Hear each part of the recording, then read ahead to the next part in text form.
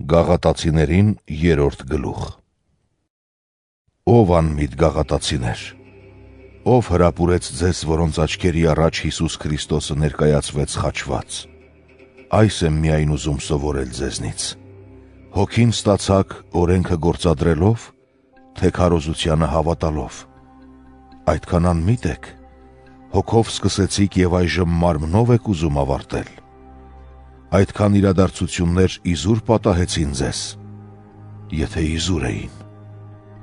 Արդաստված հոգին բաշխում է ձեզ և ձեր մեջ հրաշքներ է գործում նրա համար, որ օրենքը գործադրեցիք, թե քարոզությանը հավատացիք։ Այդպես Աբրահամը հավատաց Աստծուն, և դա նրան որպես արդարություն համարվեց։ Իմացեք ուրեմն,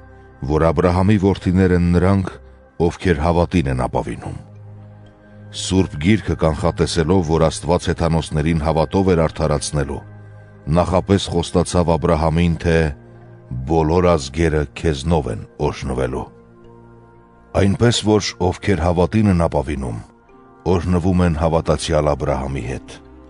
Իսկ նրանք, ովքեր օրենքից բխող գործերին են ապավինում, անեծքի տակ են, որովհետև գրված է. անիծյալ լինի ամեն մարդ, որ չի պահում և գործադրում այն ամենը, ինչ գրված է օրենքի գրքում։ Որ օրենքով ոչ ոք չի կարող արդարանալ Աստծու առաջ, քաջ հայտնի է, որովհետև ասում է. արդարը հավատով է ապրելու։ Իսկ օրենքը հավատից կախում չունի, բայց ով գործադրի օրենքները, նրանցով էլ կապրի։ Քրիստոսը մեզ փրկագնեց օրենքի անեծքից,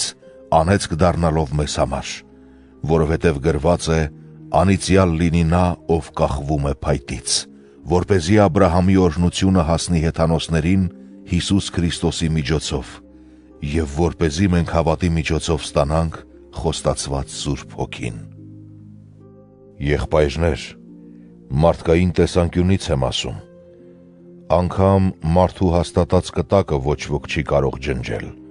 ոչ էլ վրան որևէ ուրիշ բան ավելացնել։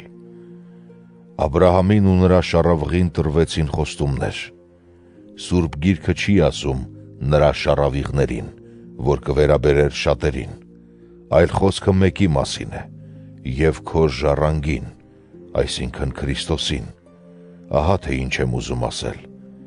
Աստծու կողմից նախապես հաստատված կտակը, օրենքը, որ դրանից 430 տարի հետո դրվեց, չի կարող անվանվեր դարձնել ջնջելով խոստումը։ Եթե ժառանգությունը կախում ունի օրենքից, ապա այլևս կախված չէ խոստումից, այնինչ Աստված Աբրահամին խոստումով շնորհեց այն։ Իսկ ինչի համար է օրենքը։ Օրենքն ավելացվեց հանցանքների պատճառով, մինչև որ գար շառավիղը, որին էր ուղղված խոստումը, և հրեշտակների ձեռքով տրվեց միջնորդի միջոցով։ Իսկ միջնորդը ենթադրում է երկու կողմ, մինչդեռ Աստված մեկ է։ Իսկ արդ օրենքն Աստծու խոստումներին հակառակ է։ Քավլիցի։